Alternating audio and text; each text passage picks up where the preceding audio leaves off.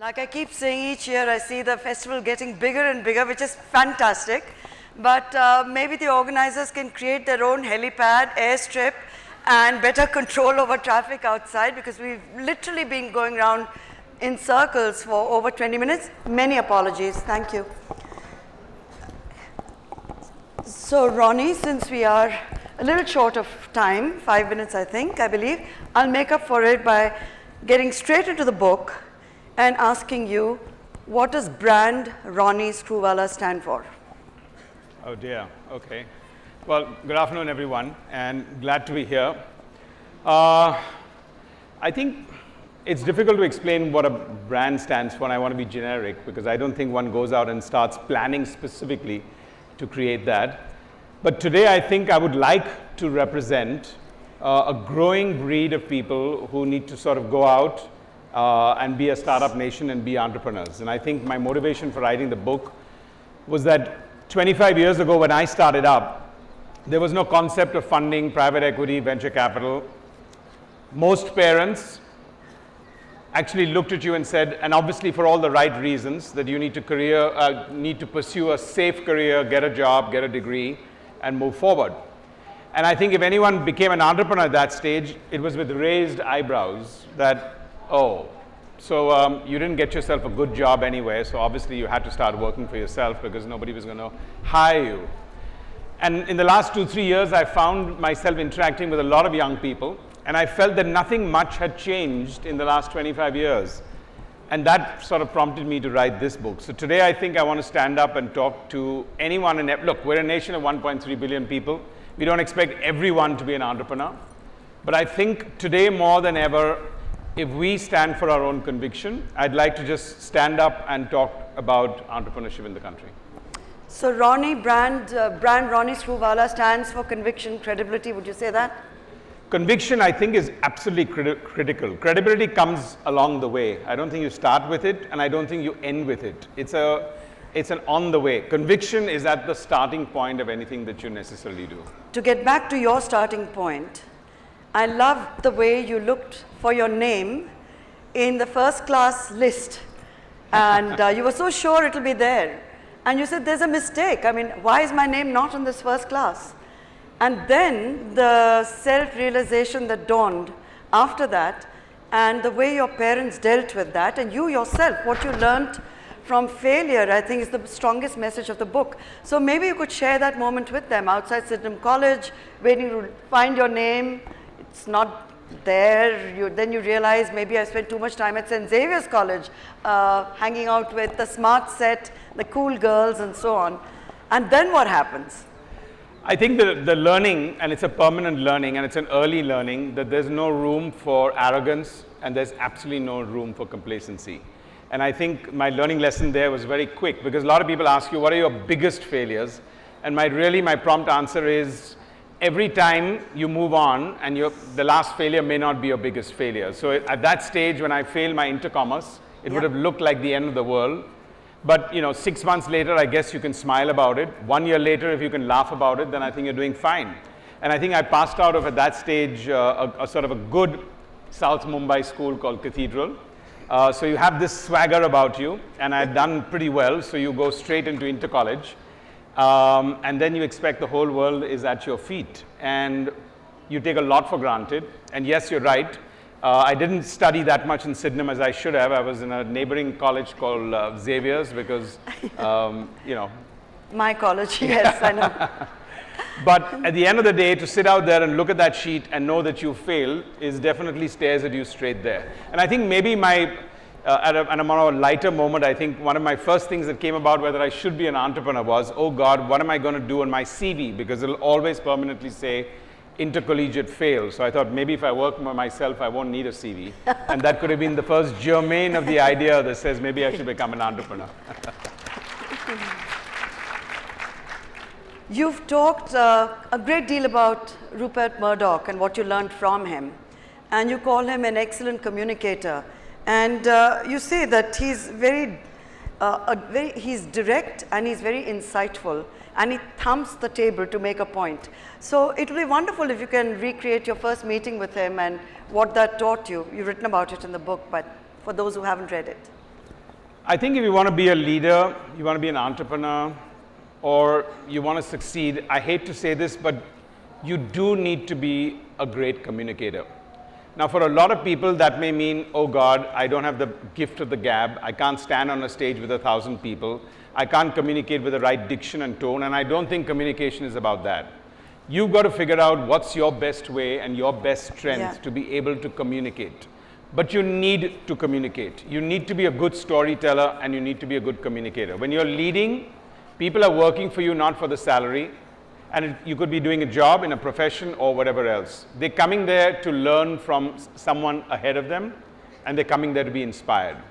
So I cannot overemphasize how important communication as a mode to general success in whatever profession you want to do is. And I think that is something that you need to figure out your own strength. If you think that you can't communicate with 1,000 people and want to talk to just 2 people, that's your strength of communication. If you think you need to write a mail instead of talking, that's your strength of communication. But it cannot be more important. I think what reflected me at that early stage with Rupert Murdoch was more than his sense of communication, his sense of curiosity. Yes. Because he had this incredible demeanor where, he can come in there, and he was obviously running one of the largest media companies in the world. So it could be quite intimidating. But when he settled down, he really wanted to talk the least and hear the most. Yeah. And I can tell you that in India, that's a rare commodity, right, for all of us. And I think from that perspective, that just strikes out at you. And he would ask those questions. And at that age, when I think it was he must have been about 70 plus even there, or 60 plus, I don't think he cared whether he was asking a silly question or a stupid question. He didn't waste time to say, sorry, maybe this sounds silly, but no, it was just, here's what we want to know, here's what we want to do. And I think, therefore, curiosity and communication stuck out in those early days for me. On a lighter note, do you think it's curiosity that has made him propose to, and he's about to get married to Jerry Hall? Curiosity, good communication skills, he's convinced Jerry Hall to become his 4th wife. What do you think? Are you invited to the wedding?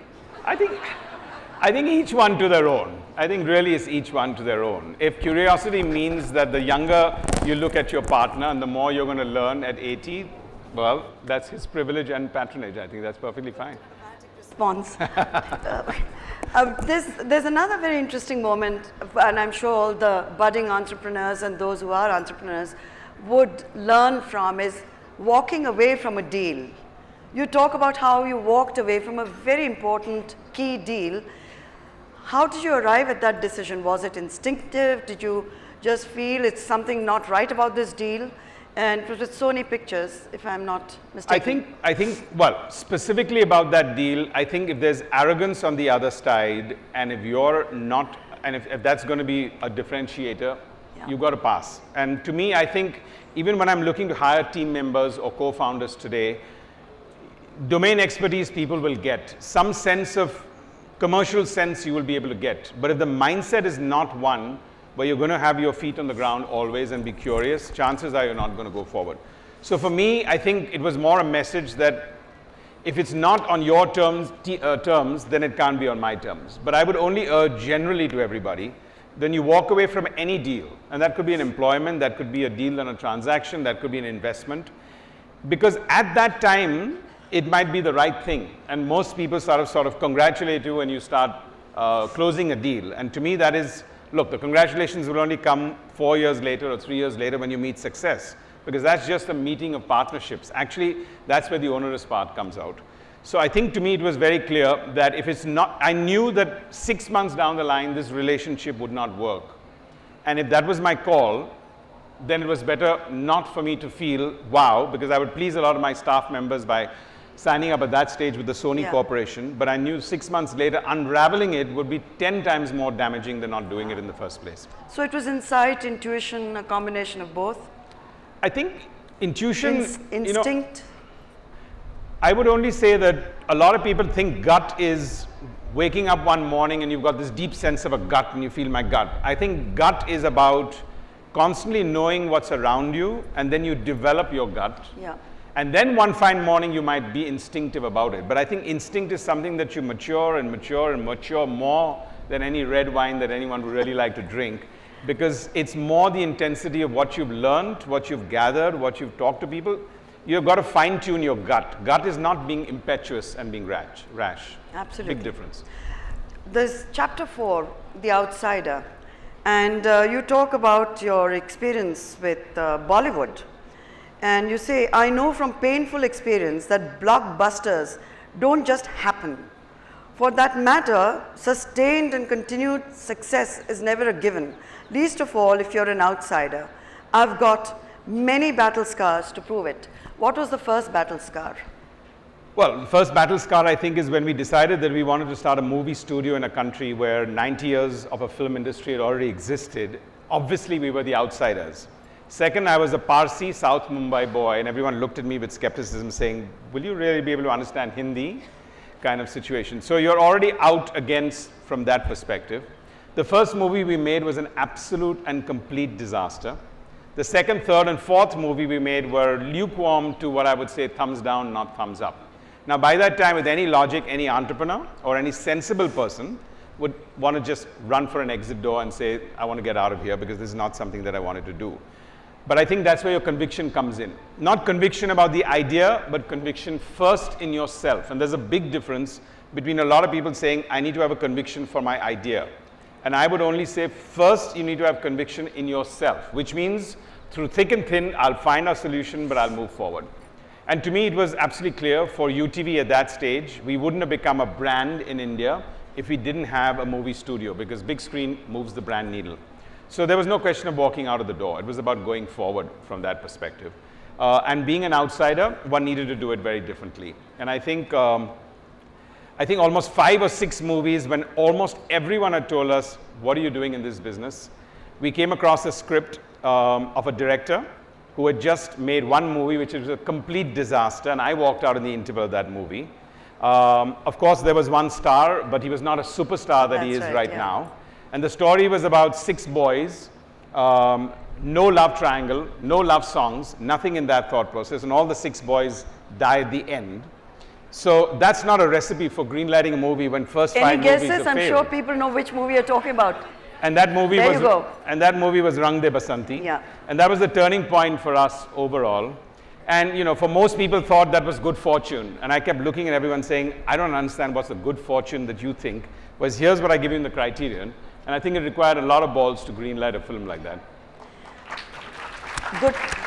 Fantastic, Ron. Congratulations on that decision. But why Bollywood? You keep talking about being a South Mumbai boy, a kind of a snooty South Mumbai upbringing, being a Parsi, being a cathedral product, and then Bollywood. Just a cold-blooded business decision or something beyond that? I think you weren't committed to Bollywood films, for example.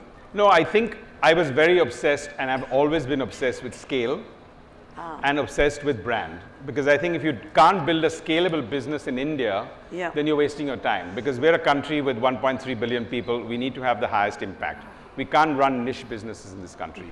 So for me, the obsession for brand and scale meant that if I wanted to do anything in media and entertainment, the big screen was completely and very much part of the process. You also say selective memory sometimes isn't a bad thing for an entrepreneur, except when he forgets to hold on to past lessons. So which are the past lessons you think you needed to hold on to? Which were the ones you said, let them go? I'm not very big at hindsight. I think hindsight is actually a waste of time. It really is, because just think about it. You go into a situation, then you say, well, 1 year back, if only I'd done this and this. But the fact of the matter is that there are 20 other things that would have moved around in that picture that you are not even aware of.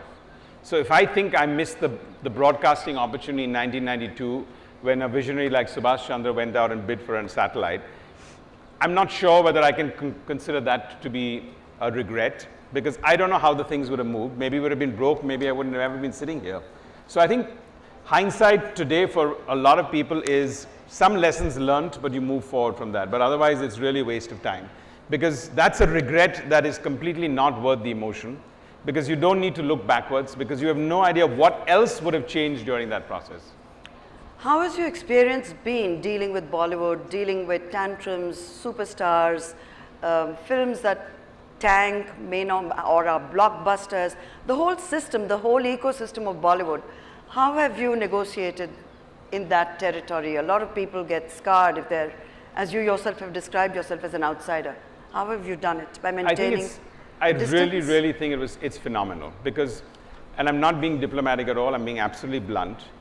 When you're in a creative process, you're in the business of creating something out of nothing, okay? A story emerges, a music song emerges, a picture emerges. That requires a very sort of different wiring of the brain. So I think tantrums, arguments, and creative consensus is not really, when you finally do it, you've got to black somebody's vision. So I think if you believe that you're a phenomenal catalyst, and if you can bring the best teams together, and again, for me, my strength was, I think I understood creativity enough for me to know when to step back and when to step forward, and mostly to find the right judgment and back people with vision. Because every single day, if you're leading a business, or if you're running a business, or if you're starting a business, finally, it's going to be your judgment call on your team members and what they're able to do, and then how to back them. Because if you're going to be all over them, then that's a problem in the first place. So I think it was an exhilarating experience. Were there bad days when you want to pull your hair out? Absolutely. But I don't think there are other industries that are not risk prone. I think tourism industry is risk prone. I mean, oil industry is going through its tantrums. Ronnie, we want names. We want names. We want names. We want incidents, anecdotes. How did you deal with Amir Khan, for example? What do you think of his position right now, the position he has taken? How have you, what's your equation with Katrina? We want to know all that. So let me give you an incident connected with Rangde at that time with Amir in a quick sense. Just about 8 days before the movie was getting released at that particular point in time, we got a call from Sharmila Tagore, who was the censor board chairman. Yeah. And she called in and said, listen, I can't give you a censor certificate for Rang De Basanti. And we couldn't figure out why, because there was nothing really lewd or anything there. And she said, yes, but you've kind of shot the defense minister, and you've taken on the issue about MiGs in this country, which is quite controversial. So I'm afraid that's going to be a problem. And the first thing we met, Amir, Rakesh Mehra, and myself, and Amir told me, looked me straight in the eye and said, listen, I think we made a fantastic movie out here, and really from our heart. So Ronnie, I'm telling you, if they ask us to make even one change, we should not release the movie. And my heart sank, because knowing Amir, he was right about what he said, but here I was trying to run a company that was 40 crores of a dent, which I could ill afford at that particular time in UTV. So I was saying, I agree with you, but you know, and I think that's the principle with which he has pursued his career. And you know, whether it's right or wrong at any given stage, you've got to give respect from that perspective. Oh yes, absolutely. But the 40 crores were yours. The 40 crores was mine. Yeah. Absolutely. Absolutely. But you see, that's the decision of when you want to be a long-term entrepreneur from which you want to be a short-term entrepreneur. Because at the end of the day, that's a critical call of what you're going to be able to do. Now, that doesn't mean that we were going to give up and lie prostrate. And the anecdote that went out, I'd just like to give you a quick one after that. So the next day we were summoned to Delhi, and we had this screening where at that time there were only 6 people in the audience. The defense minister at that time, which happened to be Pranab Mukherjee, who's our president now, he was smartly flanked by Sharmila Tagore and Wahida Rehman on each side, the nice Bengali connection on both sides for the screening. And the head of the armed forces, naval, and the army in the front. They were all wearing their helmets, but Pranabji was a little short, so he requested them to take off the helmets because he couldn't see the film. And at the end of the film, the head of the army and the head of the navy looked up at us and said, listen, it's a fine movie, go ahead and proceed. And Pranabji got up and said, I don't know why I'm here. What's the problem with the movie? And Sharmilaji was trying to tell him, sir, but we shot the defense minister in the movie and you're the defense minister. And he said, I think it deserved to be shot. And no question about that. Fantastic movie. And the head of the Air Force looked at all 3 of us and said, you know, Mr. Khan, Mr. Mehra, Mr. Screwvala, I get 10 calls from mothers worried about their kids who are flying my MiG aircrafts. And after your movie, I'll get 100 calls a month. But please go ahead and release the movie. So I would like to say, for all the skeptics who believe that we don't live in a democracy, I think we live in a thundering democracy.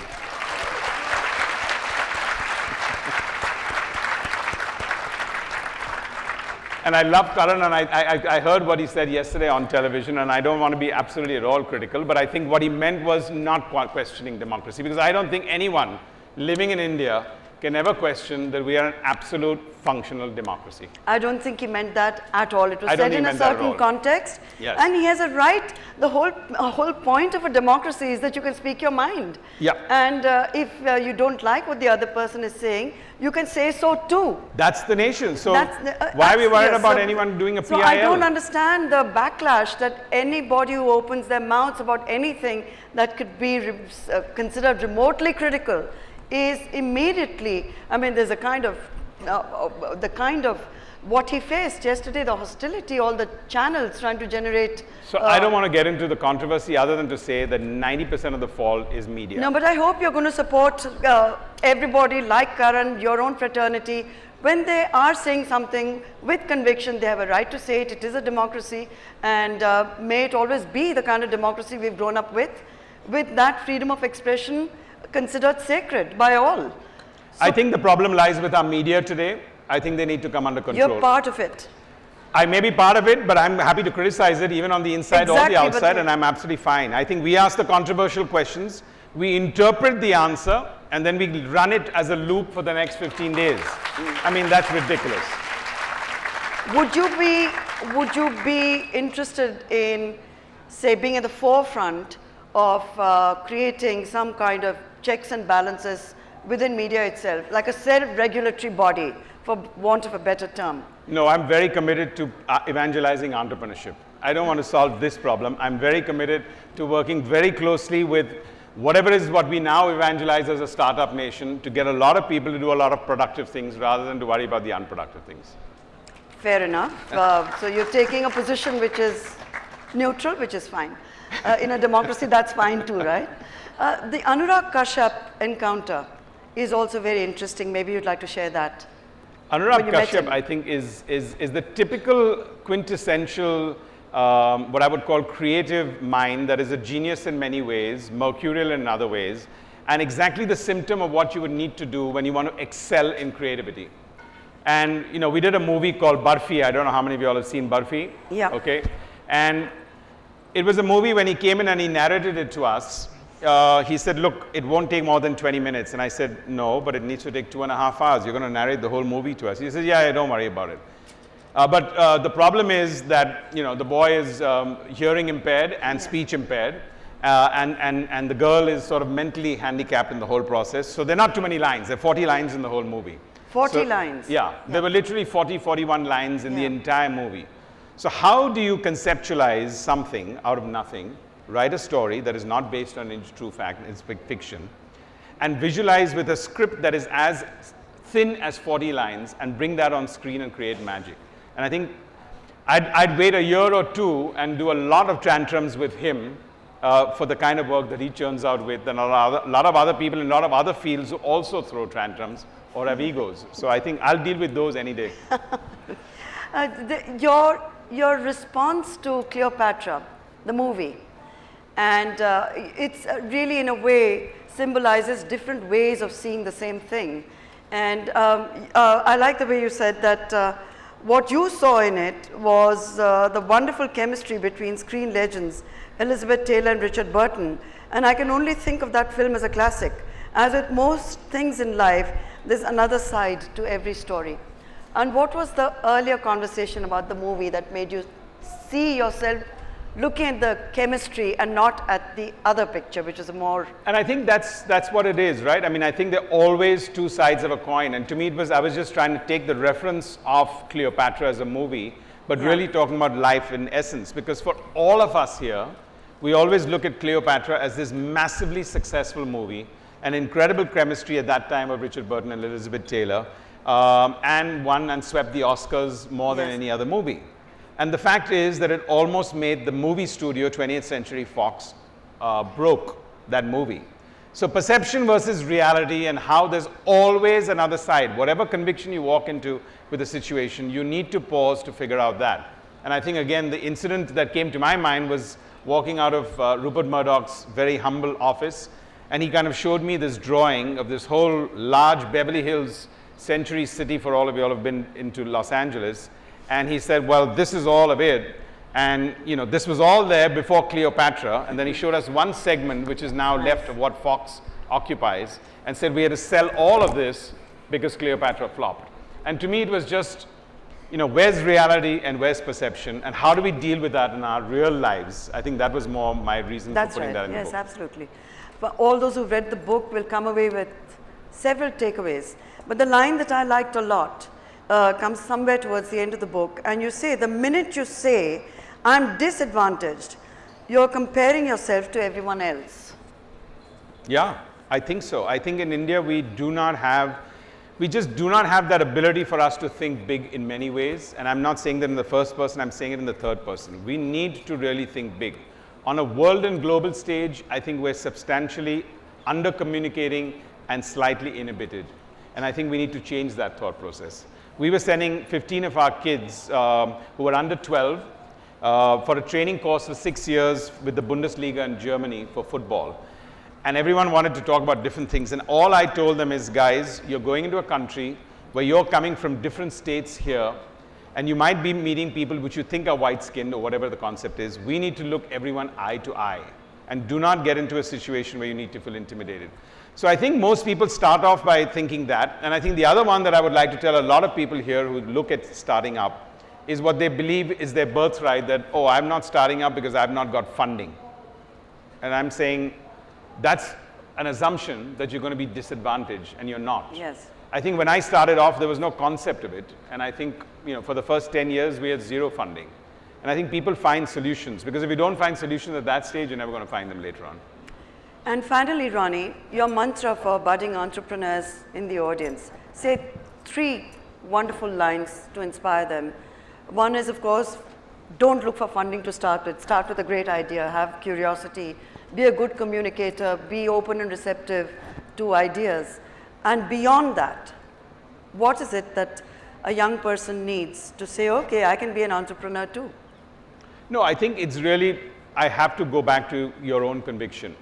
Because with that conviction is inbuilt your risk-taking ability, your ability to, because it's, when I look at somebody who I want to back today as an entrepreneur, I'm not looking at whether he's really clear about his business or his idea as much as, is he going to find solutions, and is he going to be able to find solutions to what he does? Because that's what you're going to be able to do every single day. Solve problems and move forward. I just had an interesting discussion with Travis, who's the CEO and founder of Uber. And, you know, we were driving in the car to the IIT campus when we were talking, and he just said, I'm not the CEO of my company, I'm only the chief problem solving officer.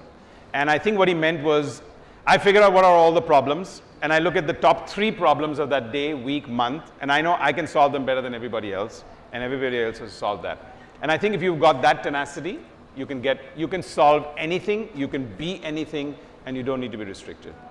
So I'll just end with a personal anecdote in the same spirit. The last time I happened to meet Dhirubhai Ambani, one of India's, I suppose, most aggressive entrepreneurs, for want of a better term. And I asked him the same question. I said, what do you think the one quality that a person needs to make it in India? And he answered with one word. He put up his finger like this and he said, guts. Yep. So yep. I thought that pretty much summed it up, because it requires guts to put yourself on the line, to go out there, to chase a dream, to believe in what you've wanted to do with your life, but maybe you haven't had the opportunity. Absolutely. And I think for a lot of people who think, how do I convince my parents? And I'm saying that's going to be your least problem when you start building your business. So stop worrying about how you're going to convince your parents. You'll have to convince 4,000 people who at that stage you may not be able to pay a salary bill some stage in your company's life, because you will fail. Yep. You'll have so many more problems than that. And look, at the end of the day, and I'm a parent, I can only tell you that parents are there to figure out whether you're fine. The more conviction they hear from you, time heals and then you move forward. So that's the least of the problems. Thank you, Ronnie. We have time to just take perhaps 5 short questions.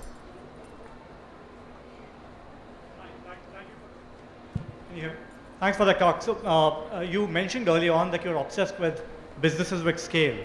I believe that a scalable business can be probably just as profitable as a low scale but premium niche business. So what is it that you like about scale? Is it impact? Is it something else? So 2 things. One is, I think personally, I believe that I'm personally, That doesn't mean scale is always got to be. You've got to be comfortable with scale. You can run an excellent boutique operation, and at no stage scale should be in compromise to profitability. But I think scale, if you're obsessed with it, I think India is a very large country where we need to find large solutions, and that's what I mean by scale. Thank you. Any more questions? Hello. So, Yeah. so this side. Yeah. Can you identify yourself? So Please stand up. I recently read that you have invested in INF Farms in Mumbai. So I want to know your views on organic food market in India. I think it's very early days for organic food market in India. I think the biggest problem for organic food markets is credibility. Because most people, when you're buying a product, it's supposed to be very good for you, but most people don't think it's good for you. So I think we're about 5-7 years away from organic food to work because of credibility. They don't really believe that actually it is organic when they're being served. So today, I think it's more about credibility and brand building than going backwards and starting to figure out how to better organic growth. Good afternoon, sir. Yeah. Thanks a lot for the wonderful talk. It boosted my confidence in a number of ways. My question is that if one's idea about entrepreneurship is not in terms of marketing a product, but an idea that one wants to spread in the world and wants to change the world, what would be the best way to start, not in terms of conviction, but in terms of resource? Well, I think the first thing you do is try and find co-founders or find a team. Because if 5 people believe in your idea, that's the first proof from that perspective. I would urge you to start testing your idea and testing it with a team. The more you can build your team, the more people who believe in your idea, that's a good start. And there's a question at the back there and one more in the front here, and that's it. We don't have time for anything else. I think the mic's coming to you. Thank you.